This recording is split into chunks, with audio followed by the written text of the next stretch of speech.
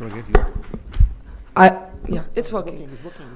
Okay, I think General Shukla gave us the perfect framing for our conversation, but from Parakram to now, from Kargil to Operation Sindoor. But before we have that conversation, I know we're running slightly late on time, apologies for that, we'll try and catch up. We want to share a few moments from the really remarkable journey that General Nancy Vij has had in the military. So if we can please show you some slides now.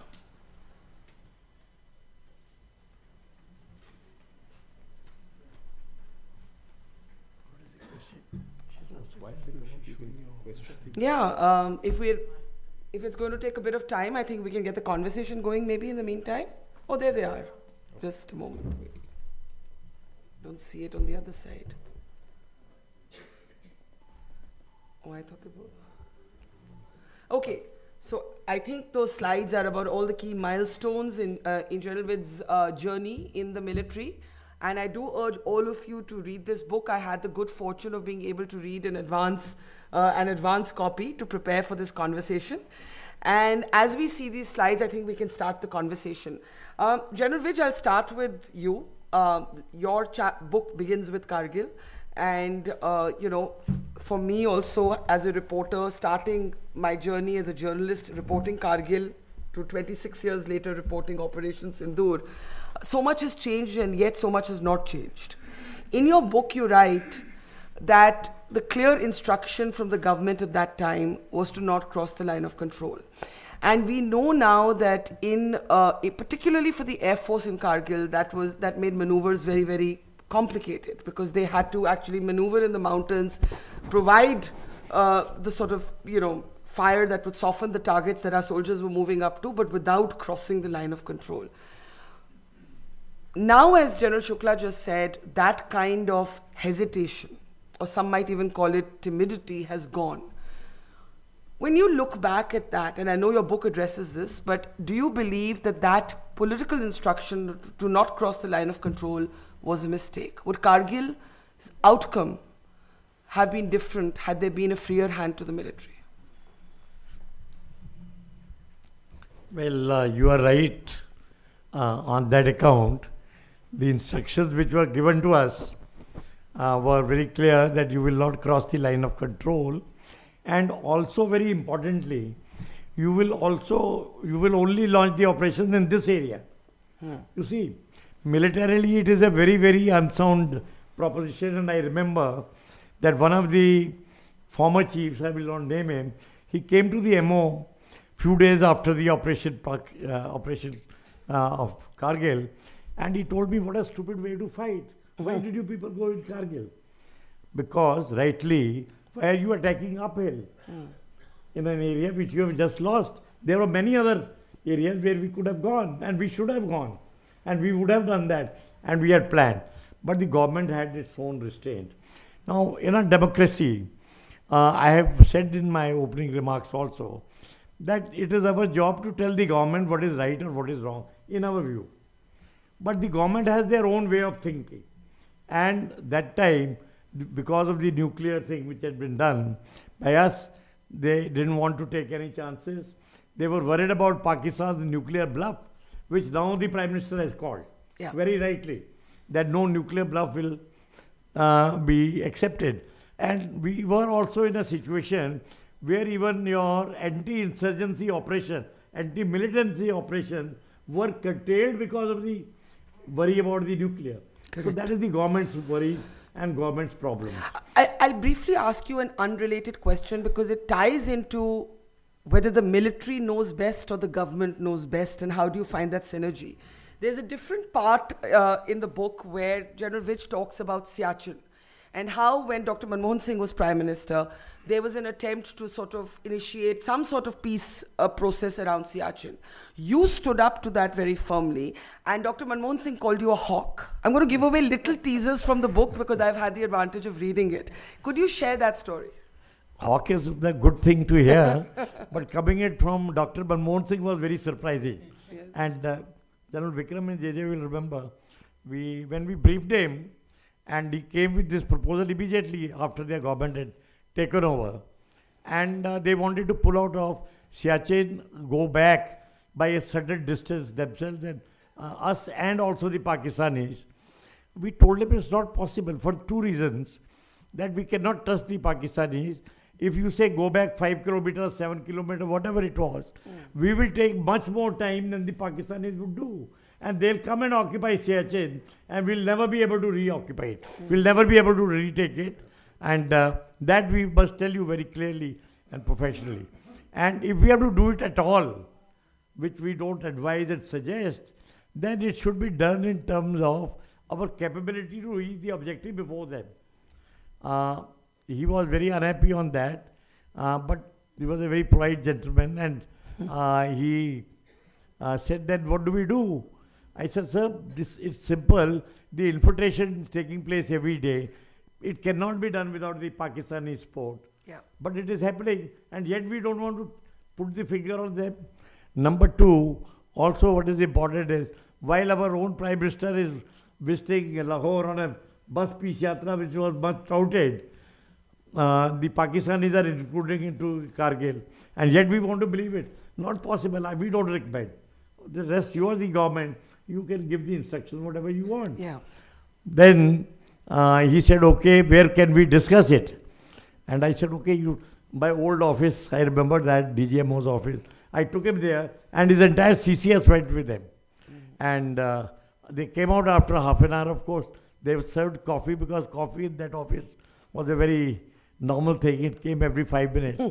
And then they came out and they talked to us and said, okay, I think we've given it a rethink, and we will go along with your recommendations.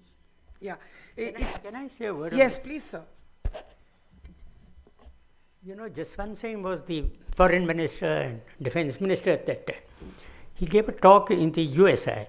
All of us were present. And I got up and questioned him as to why we should not cross the line of control or the ceasefire line. He said, well, this is a diplomatic decision. We want to prove to the world that we are a very restrained, very advanced nation which respects borders. So I said, once the Pakistanis have crossed into 8 kilometers across our border, there is no line. That's right. Therefore, what do you mean by respecting a line when it doesn't exist? So he said, well, you know, General, you're retired, you're all getting senile, we have many diplomatic... He said that? Yeah. Anyway... Didn't you throw something at him? I asked Ved Malik, who was the chief, I said, is something wrong with your head? What's the matter with you to accept this? He said, these are government orders. Yeah. I said, you don't have to. Once there's war, you don't have to obey any orders. Yeah. Anyway, the result of this, which I told Jaswant, because Jaswant is an ex-CIH officer, he was a captain when he left the army, or a major maybe. I said, you've lost your thinking capability, because many 550 or 600 of our young lives of soldiers, the cream of the Indian Army, was killed. Yeah. We cannot forgive them for this mistake. Because once the enemy crosses the border or crosses the line of control, there is no border and there is no line of control. Afterwards, it's to hold out. But I think the Manmohan Singh government and Vajpayee also were trying to make peace all the time. The National Security Advisor was a chap called Brajesh Misra. Yes. He was a friend of ours because before he became National Security Advisor, we had a think tank of which he was a member. We used to keep discussing various things that's going on after my retirement. We met Brajesh at the Air Chiefs party. There was a party there and he had a long face. I said, what's the matter with you with a long face? He said, you know, by not crossing the line, we thought we'd impress President Clinton and others to twist the tail of Pakistan, instead of which he took him to America and made much of it. Yeah. See? So I said, why are you playing the game with Clinton and others? Unless you have victory on the ground, you cannot have diplomatic advantage. So you believe it was a mistake, sir? You believe that the position taken in Kargil was a strategic mistake? Of course. Okay. Thank you for your bluntness and plain speak. I want to come to Op Parakram. By the way, Air Marshal is here. You remember you crossed, when you were landing at Kargil, could you tell us what happened there? I think you crossed by maybe a few yards or something, and a missile came at you. Sir, orders are orders. What do you do when you don't agree with the order? You grit your teeth and soldier on. I don't know. I am a very disciplined person, and I don't expect anyone to disobey orders of any sort. No. But the fact of the is, when the chips are down and you're in the field, you Yes. are the boss. Yes. You have to carry out your task. So I have a reverse question. In Kargil, there was an order to not cross the line of control. In Operation Parakram, which is a very, very important chapter in this book, and really everybody should pay attention to the details, we lost more of our men in Parakram than we did in Kargil. And we lost them as they were moving back because of obsolete mines and general... Mine, yeah. Yes, demining. In the demining, and I think General Vij talks about the obsolete nature of the mines and so on. In Parakram, there wasn't a decision. And what General Vij writes in his book is that the army at that time wanted, quote unquote, an all-out war and was ready to take parts of POK. That was the wargaming, and the orders never came. So we've moved from Kargil, where there's an order that ties your hands, to a mobilization where the orders never come, and you lose more lives than you do in an actual war, when you're actually wargaming for a full war. So I just want quick comments from General Hassain and General Shukla on Parakram. General Shukla, since you took that, why don't you start?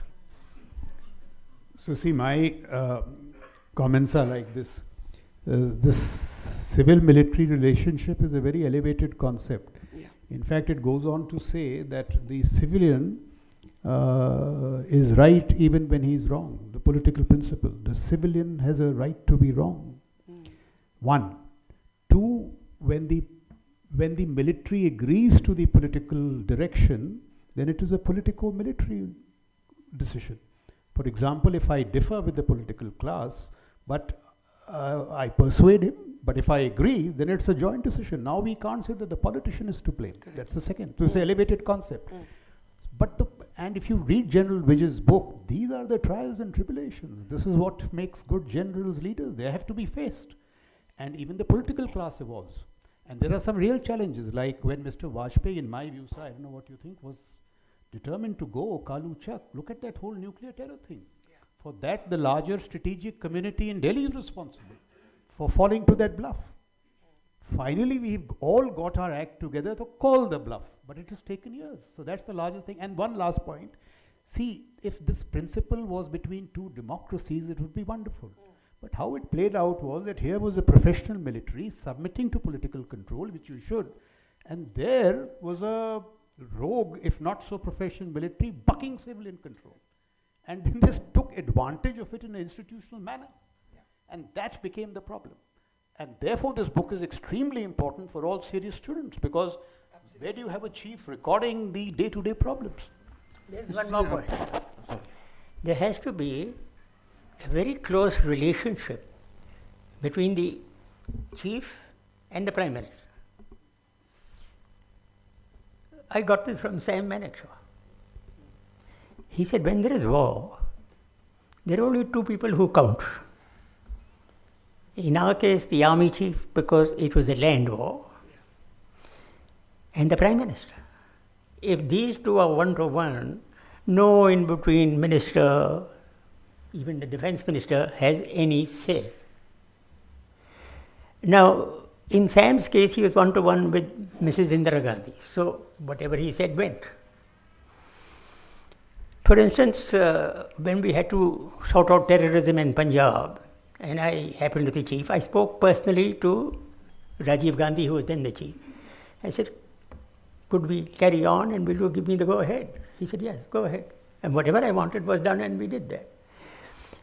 I don't know if others agree, because today you've got a huge hierarchy where the bureaucracy and politicians try and make a distance between the chief and the Prime Minister. You have to go through defense secretary and the defense minister and so on and so forth. No such thing if there is a contest, because there are too many opinions and the Prime Minister may not agree with the defense minister. Sure. Very, very briefly, the time difference between 1998, when India went nuclear and Pakistan went nuclear, to 1999, when the Kargil war took place and the restrictions on crossing of the line of control were placed, and thereafter 2001 and 2002 when Op Parakram started. This thing is a 1 year to 3 year gap which you really see. India's strategic culture, to my mind at that time, wasn't one in which there was an understanding at the political level, of the highest political level, on aspects of nuclear warfare, on a potential response. Otherwise, anyone knew that we will win this war even if we had to fight it in 2002 as far as Op Parakram was concerned. Kargil we would have anyway won. But this nagging doubt in the mind was always there, and despite the competence of our military leadership in being able to put across all this, the political leadership, to my mind, was not convinced. And that is perhaps one of the major reasons why the actual orders on the not crossing the line of control or even launching of Parakram were actually taken. I do have some more questions on the nuclear issue, but before that, and I'll start with you, General Hasnain, and then everybody on the panel. I think the point has been made about not trusting Pakistan, not being able to trust Pakistan. We learned that in Kargil. We've learned that the hard way. Every time there has been an attempt at a rapprochement, even Prime Minister Modi, as I pointed out to Pakistani former Foreign Minister Hina Rawani Khan recently, did try. He invited Nawaz Sharif for his swearing in. He went to Lahore to meet him. And then, you saw that no matter how many times you try, this is ingrained in their mindset and attitude to India. So the question is this. At this moment, Pakistan has asked for a ceasefire. Pakistan is not professional enough to fight this soldier to soldier. So they're going to use proxies. Prime Minister has announced a new doctrine, which is, if you do this again, there will be kinetic action. Does it mean the next terror attack equals war, even if the war is 4 days like we saw right now? How do we understand this new doctrine? See, Barkha, there is a completely different evolving situation now. What people are gloating about in terms of victory, all those who are celebratory on television and talking about victory, must remember one thing. A victory in a near-conventional, mid-conventional war does not put an end, is not a victory over sub-conventional. Sub-conventional remains. I'll give you the example of Iraq. You see the Gulf War II, you had a resounding victory, shock and awe, everything went in. What happened at the end of it? The sub-conventional didn't end. The sub-conventional kept on going. ISIS came out of that entire, the chaos which happened in Iraq at that time. So at the moment, to imagine that because we have won this conflict, we have actually subverted or put down the complete sub-conventional aspect of Pakistan's capability would be wrong. And therefore I say it will be just a matter of time. So in other words, they will, you think, try another terror attack? It is their ingenuity that they will try and do something to keep it in such a way as to keep it within our so-called limits of tolerance. Now, I don't know. You see, we are still in that emerging situation. We are only 4 or 5 days away from our victory in this 3-day conflict. But as we go along, lots of things will become clearer as to what is our tolerance, what is our limit of tolerance. Does the new normal mean that every time there's an attack in which X number of people have died, we will go in and launch missiles or launch drones or something like that? That is not possible. And he also recognizes it. So this is going to be a new normal, a new way of fighting a sub-conventional. I can't put my finger to what it will be at this time. But in a few days, few weeks' time, it will start emerging. All this business of killing 3 terrorists in Tral today or 3 terrorists in Shupia and talking that, see, we finally got hold of it. No, don't read it in these terms. Lots of new things will emerge from this, and I think we haven't even seen the beginning of it yet. Would any of you like to add to that, what this new doctrine might look like? It's still taking shape, it's still evolving. So, I want to make 3-4 points in the context of this. See, the larger thing is what, in my view, that if our foreign policy is going to be muscular, our instrument of force must be continuously nourished and be kept in the highest states of readiness. So it's both. Can I interject? So, yeah. Because it's directly related to what you said. I believe that if we look back at the couple of weeks that we've seen, our military has placed us in a position of strength. Our diplomacy, we have been backstabbed by Donald Trump. China has been the ghost in the battlefield with Pakistan. Turkey has done, whatever we expected. And we have struggled and battled the Western media to understand that there's no equivalence, no both-sidism. So I wonder then if the emphasis in the past used to be more on diplomacy, less on military. I wonder if that needs to change. It needs to reverse. So I'm saying that force and diplomacy should act in concert. So let me tell you what happens. Diplomacy must ride on military leverage. For example, if there is a breakdown along the LAC, diplomacy comes to rescue us. This should change.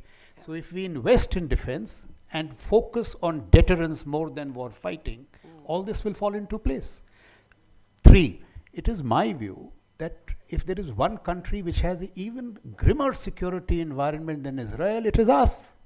Yeah. We should realize that. Yeah. The military component of the power differential with China is $450 billion annually. Look, Pakistan, Turkey, terrorism, Bangladesh, new national security reality, seas is another thing. So now it does seem to me for the first time, civilians are talking about expenditure on defense. Yeah. Do it. With Pakistan, create combat overmatch. It is possible in phases. And with China, you can have fail-proof deterrence along the LAC. There are ways to do it. And, larger long-term building. But we must first believe in the instrument of force, why it is important, why diplomacy must ride this. And one last point I want to make. See, we have evolved from that to this precision strike business. Can we do it further? Next time, the brother-in-laws of Masood Azhar must not go, but Masood Azhar must go. Correct. Like the Americans do it. Soleimani, this, that. So I think what has happened with Sindoor, as I tried to underline, we have rediscovered the utility of force. Now let's take it to a new high. And the last point, Barkha, it's not about diplomacy, this, that. All levers of Indian statecraft, they must come.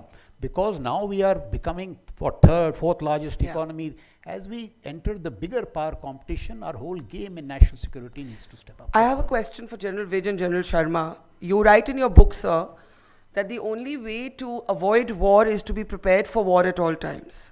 I think that directly links to what General Shukla just said, that, given the percentage of GDP on defense spending, bureaucratic delays in procurement, there are lessons to be learnt here about modernization, quick procurement, more money, more resources, upskilling, technology. So, when you say we've got to be prepared for war at all times, how would you, in today's security environment, two hostile neighbors, both nuclear powers, China and Pakistan, a tense relationship with Bangladesh, Americans who are entirely transactional, Europeans who don't understand anything about our part of the world. I mean, how would you be prepared for war at all times in this environment? Barkha, am I audible? Sir, take that mic, sir. Sir, take these. You've asked a very good question. Our security challenges are far too many. We've always talked of having two hostile neighbors, that is the Pakistan and China. Now you add Bangladesh also to that. And if you have to operate in East, and that is the area where the Chinese are located mostly, you have to go past Bangladesh. And for that you will have such a large number of troops employed to keep them tied down before you can really operate there. So we should look at our overall security challenges and not, it's very good. We have done exceptionally well in Sindoor. And what we have shown there is the national resolve that we will not accept nonsense. Yeah. And this kind of a blackmail and authority is not acceptable. But in the long run, we have to, as a nation, be better prepared for war. And for that, the preparation means money and expenditure and people being well trained for that.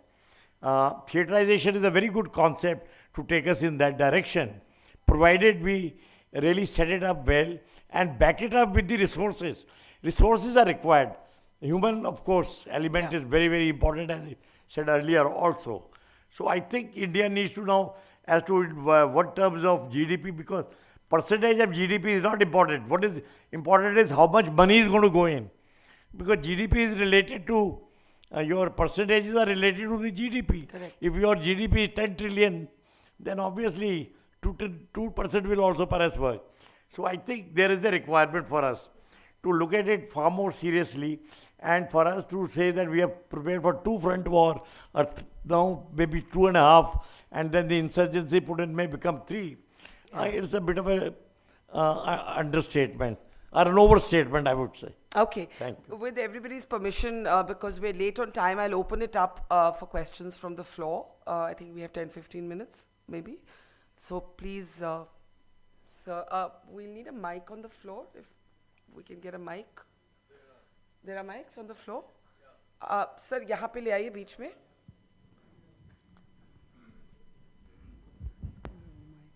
ये बीच में, यहाँ पे. Thank you.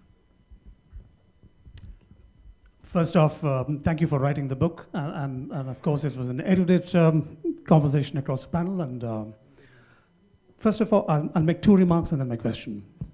One, both generals agreed that we have got to give them a force and then put them where they belong when it comes to the matter of terror and standing up for the nation, regardless of what the Western undermining forces think. If I could summarize it to you briefly. General Hasnain said about, can we go after them every time they come into our land and soil and commit the dastardly acts. General Shukla said in comprehensively, where we had the conversation about 2 weeks ago, that Question, please, sir, please. I will come to the question. Yes. 2 remarks, as I said. Please give me the time. Thank you. He says about, no matter what it is about the bluff, are we going to play the game, recognize the game, and play the larger game? Now, those are my remarks, which I completely agree. The second remark is that of the spending of the GDP, which very lately into the game you brought it, General Vij, is a very fine line that we are working on. GDP itself is a very false metric, and the founder of World Economic Summit as well. So that 2 remarks. Now the question is, with the evolving situation wherein the diplomacy actually takes and rides on the military supremacy, is that the doctrine we're going to come to, with the military actually standing up to the civilians? Thank you. Okay, I think it's already been addressed that diplomacy has to ride on the leverage gains in the military context. I'll take another question there, sir. Please, if you could just, sir, वहाँ दे दीजिए mic पीछे. हाँ. Sir, my question to Rajesh Shukla ji. This time Prime Minister has made a very clear about POK. So this time could have taken POK also, and Balochistan and Sindh is also big issue for India. They want freedom. To what extent we can do it? Can I add a question that hasn't been addressed in the panel so far? General Hasnain, if you want to take it, I'll take more questions. This Ceasefire surprised a lot of people. Pakistan asked for it. That is not in doubt. I'm not going by Trump at all. We know now the military gains that led Pakistan to be desperate for the ceasefire. There is one view that this was a chance. नहीं लेना चाहिए था. या अभी नहीं लेना चाहिए था. What would you say to that? I wrote, I think within 3 hours I wrote something, put it out on the social media to say this is the best decision. It's a very good decision. I think all the parameters of our politico-military aim had been met at that time. And I think a fair amount of literature has appeared in the mainstream media thereafter, print media particularly, explaining you don't decimate a nation to win a war. Let's go back to 1919. The decimation at the Treaty of Versailles led to the resurgence of the Second World War within 20 years. Right? Conflict termination has to be understood properly. Conflict termination does not mean you vaporize your enemy, because that vaporized enemy will come back in some other way or the other to you. And I'm not denying the fact that Pakistan can still come back in some way or the other. But I think the message has been adequately delivered. We have diplomatically been able to maintain a high moral ascendancy around the world completely. And Pakistan has been shown its place under the sun. Even if you had gone on longer than what you had already done, I'm not sure we would have achieved anything greater than that. That's my view. Okay. Sir, General Mehta, sir, in the front row. Could we get a mic to the front row, please? Sir, आप थोड़ा आगे ही रहिए, फिर मैं आपको direct कर सकती हूँ यहाँ से. हाँ, thank you.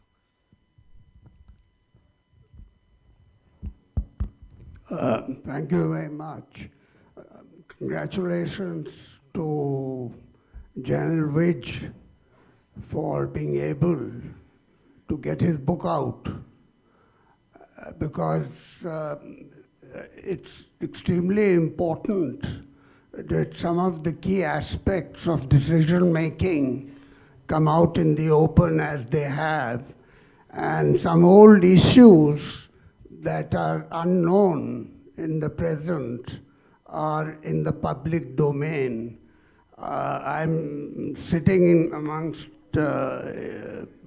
all the former chiefs, and one seat further to my right has written a book which, in my view, is even more important, not comparing with yours, but in terms of decision making, simply because the government will not let them out. His book, parts of which have been excerpted, are revealing, and decisions of the government on things like Agniveer, which is a very relevant issue, are out in the open.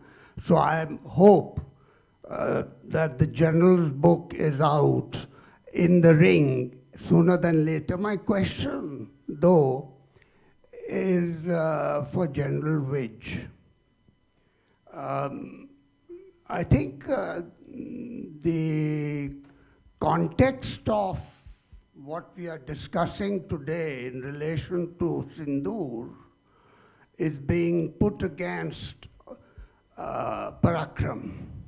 Now we have to understand, and Atta brought out the difference in time.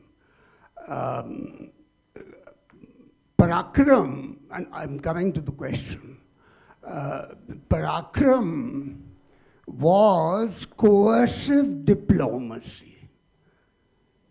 We must understand that. It was a threat to go to war, which was prompted by the two spikes. The first spike being attack on Parliament. Barkha, I'll just take another minute or two.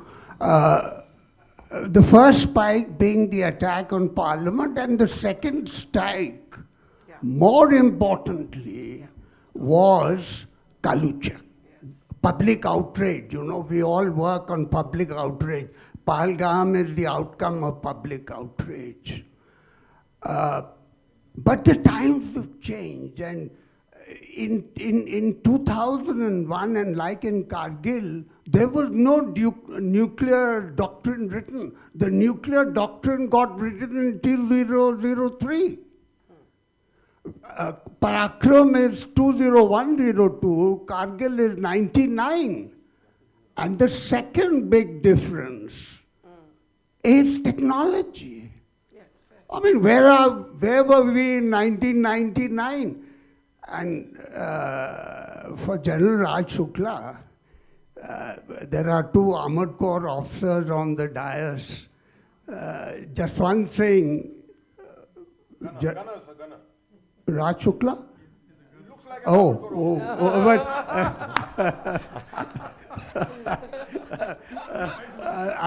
I'm sorry for associating you with the cavalry, but Jaswant Singh is my batchmate, and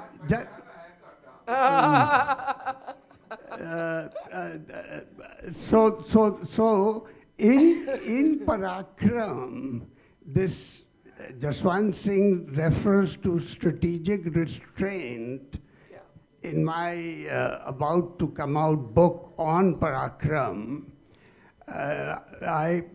he explained to me that strategic restraint meant what you all said, that the military was just not ready to fight a war without a clear objective. And the US intervention was, but let me come to the question.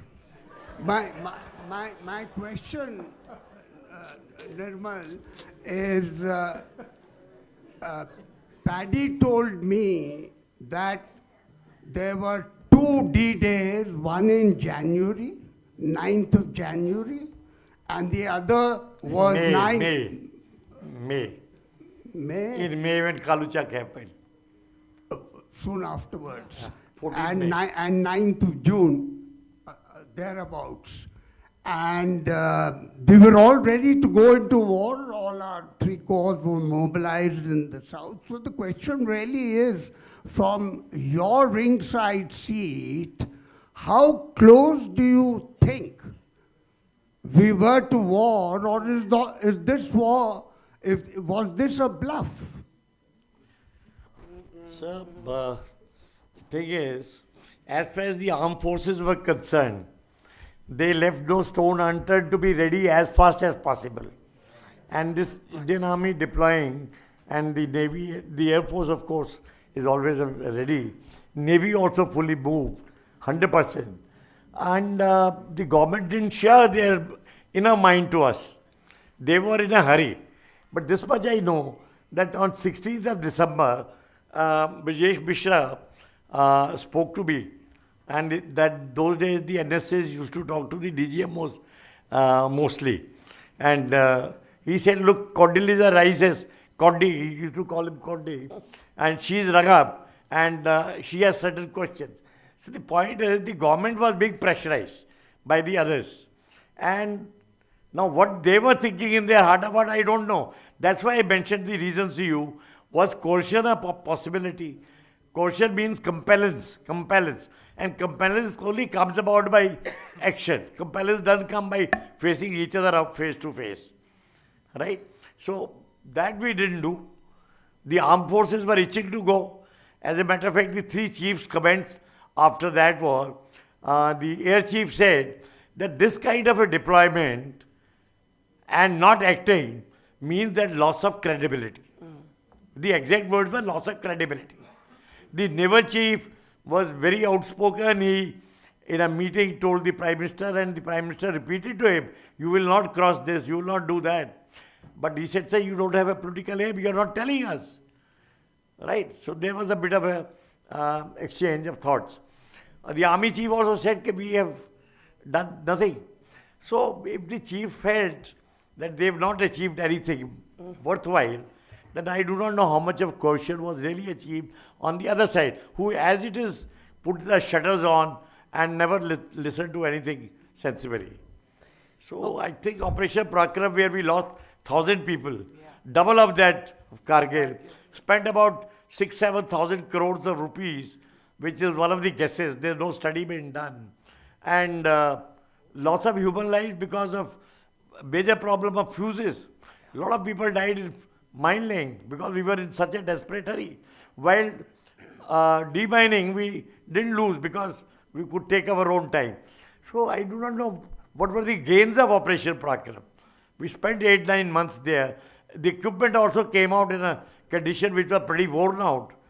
So I really have lots of questions myself. One really cannot answer that. Answer means I have really no answer on behalf of the government of that time. Yeah, please. Oh, We should close. okay. There are some people online who want to ask a question or two.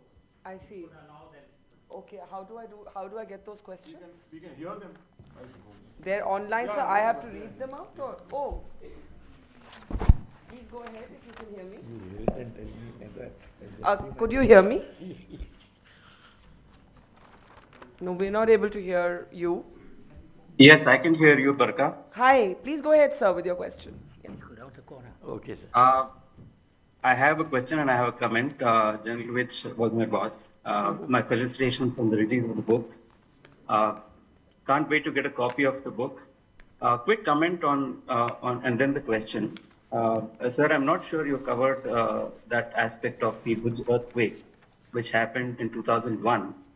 And I still remember the 3 sleepless nights we spent in tents trying to retrieve the situation when the entire communication and logistics infrastructure had collapsed. My question is on the influence that the military leadership has on defense R&D. As we're all aware, the recent operation was a success, and a large part of that is attributable to the fact that we gained superior technological capabilities. We proved that in air and in air defense. What we've noticed is that in general, the defense spending over the last decade plus has been in the range of 0.8 to 1% of the GDP. What is the influence that military leadership has in making sure that the government continues to spend more in defense, especially with Atmanirbhar, which is a very big focus for Government of India? Thank you for that. What is the influence of the military leadership on ensuring that, or making the government understand that you need to spend more on defense? And defense R&D, okay, yes. You'll answer.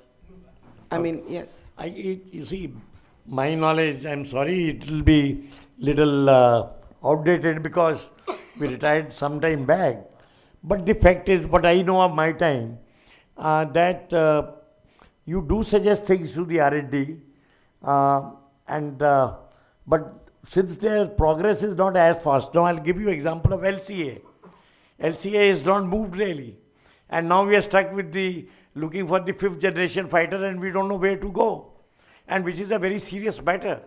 Similarly, the army projects also, if you want something and you see that the world market which is available and is meeting your requirement, if you project, the R&D people will say, we'll do it.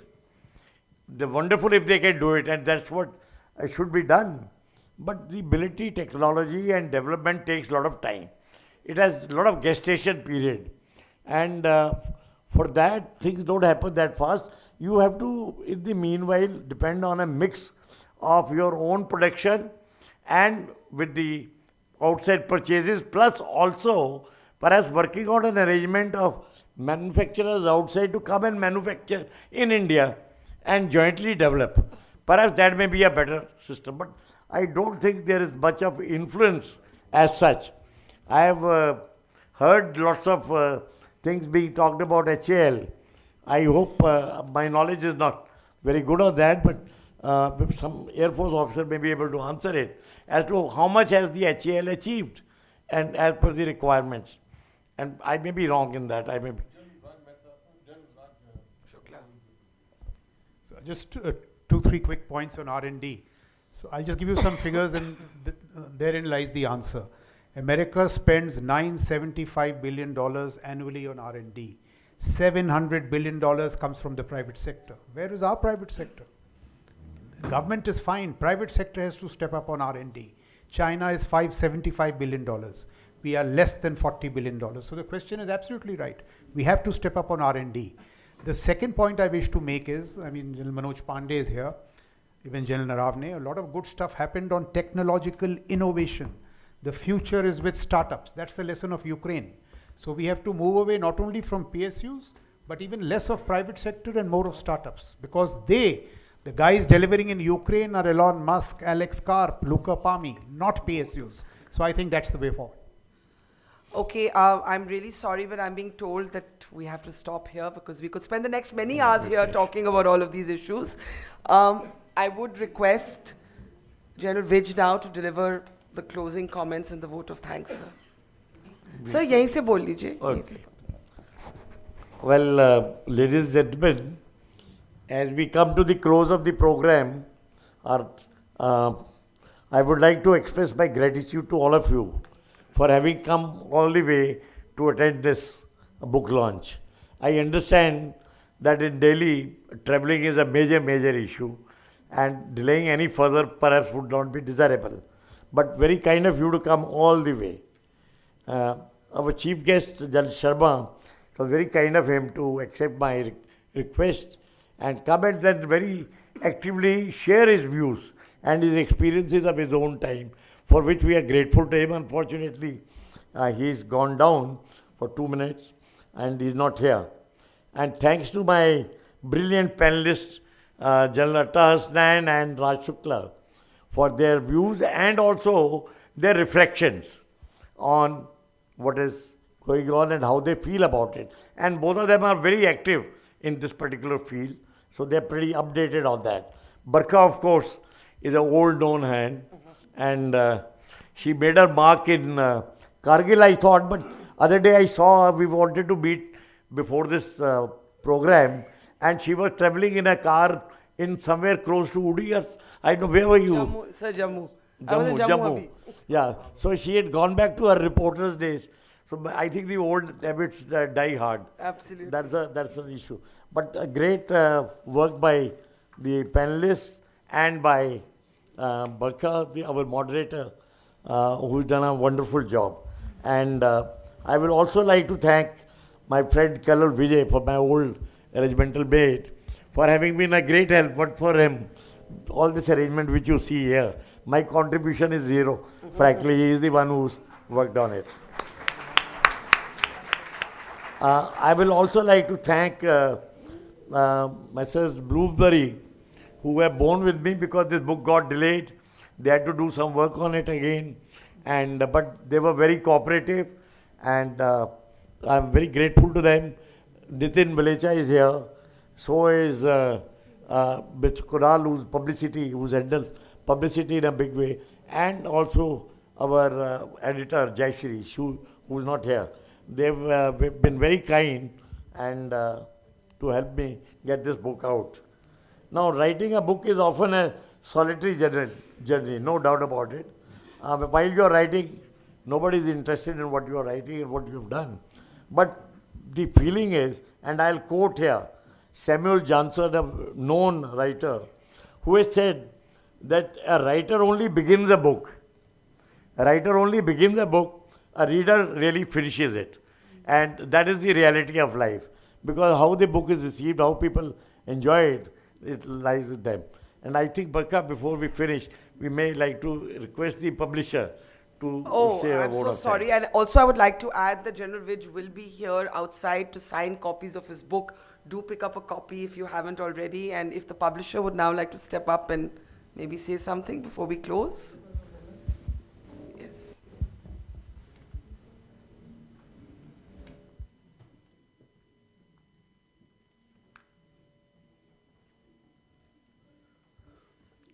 Good evening, ladies and gentlemen, and esteemed guests on stage.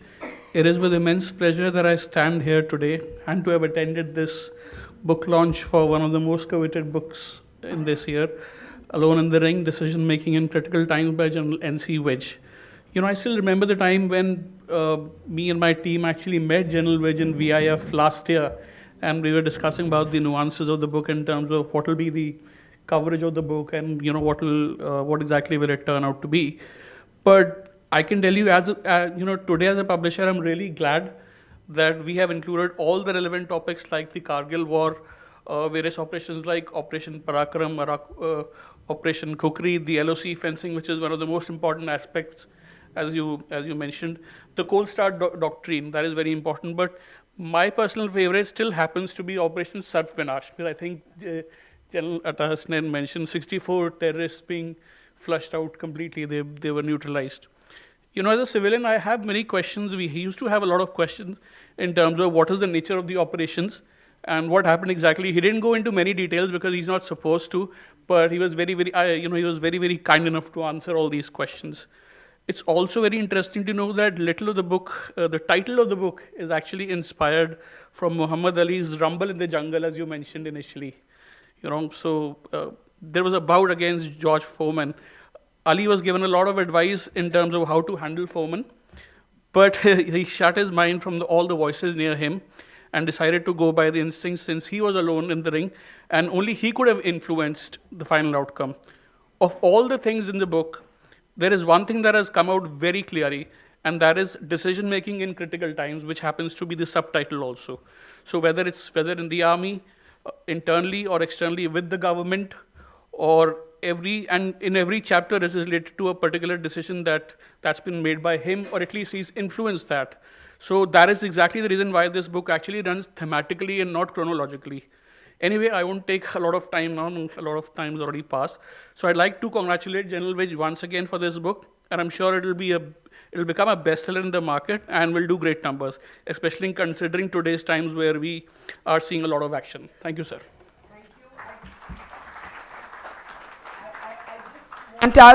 I just want us all to give a big round of applause for General Vij, for all the armed forces, for everybody here. Jai Hind.